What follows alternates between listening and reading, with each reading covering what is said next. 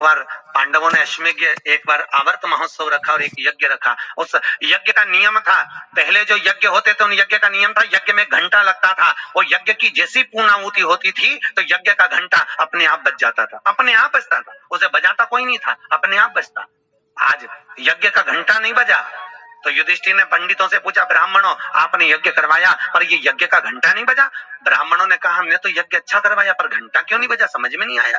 तब इतने में ब्राह्मणों में से एक ब्राह्मण यज्ञाचार्य ने कहा, मुझे लगता है यज्ञ दो तरह का होता है, एक यज्ञ जो अग्नि में सांकल्य दी जाती है तो अग्नि देवता प्रसन्न होते हैं, और दूसरा यज्ञ वो कि भंडारा किया जाए और लोगों के मुंह में भोजन दिया जाए, वो यज्ञ भी प्रबल होता है। महाराज हमको लगता है यहाँ दोनों यज्ञ हुए, एक यज्ञ आहुतियों का, एक यज्ञ भंडारे का।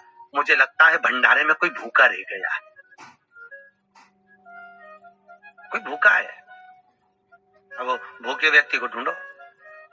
पांडव गए और पांडव जाकर जरा पता करो कि भूखा कौन है अपने नगर में, यज्ञ का घंटा बजेगा।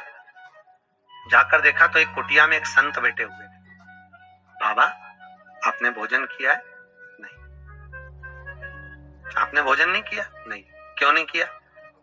मैं काहे को भोजन करूं, भंडारा हो रहा, चलो भोजन करो। नहीं नहीं मैं नहीं करता। भंडारे में भोजन नहीं करोगे? नहीं। क्यों नहीं करोगे?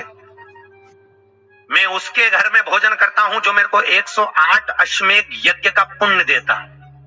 पांडव मेरे को 108 अश्वमेध यज्ञ का पुण्य दे दे, मैं उनके यहाँ भोजन कर लूंगा।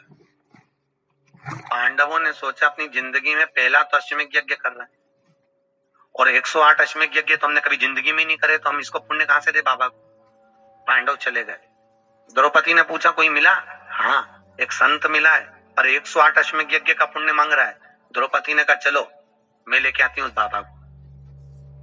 द्रौपदी गई, रथ लाया गया।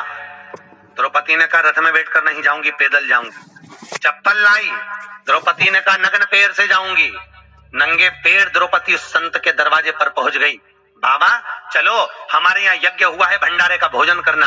बाबा कहते हैं द्रौपदी तुझे मालूम नहीं, मुझे 108 अश्वमेध यज्ञ का पुण्य दे दे, मैं तेरे यहाँ भोजन कर लूंगा। द्रौपदी ने कहा लो बाबा संकल्प छोड़ती हूँ और 108 अश्वमेध यज्ञ का पुण्य तुमको देती हूँ। संत ने कहा द्रौपदी तेरे पति ने तो कभी पूरे यज्ञ नहीं करे, तूने कब कर लिए? द्रौपदी बोली बाबा मैंने सुना है मेरे कृष्ण के मुख से, जब कोई व्यक्ति अपने घर से निकलकर किसी संत के दरवाजे पर, किसी कथा के पंडाल में, किसी मंदिर पर, किसी तीर्थ में पैदल पैदल जाता है, जितने कदम चलकर जाता है उतने अश्वमेध यज्ञ वो अपने जीवन के कर लेता है महाराज, उतने अश्वमेध यज्ञ वो अपने जीवन के करता है। और द्रौपदी ने कहा बाबा मैं तुम्हारे दरवाजे पर चलकर आई हूँ, 18,000 कदम मैं चलकर तेरे दरवाजे पर पहुंची हूँ, उसमें से 108 अश्वमेध यज्ञ तुमको देती हूँ। संत उठकर खड़ा हो गया, द्रौपदी के यहाँ गया, भोजन करा तो यज्ञ का घंटा बज गया महाराज, यज्ञ का घंटा बज। आज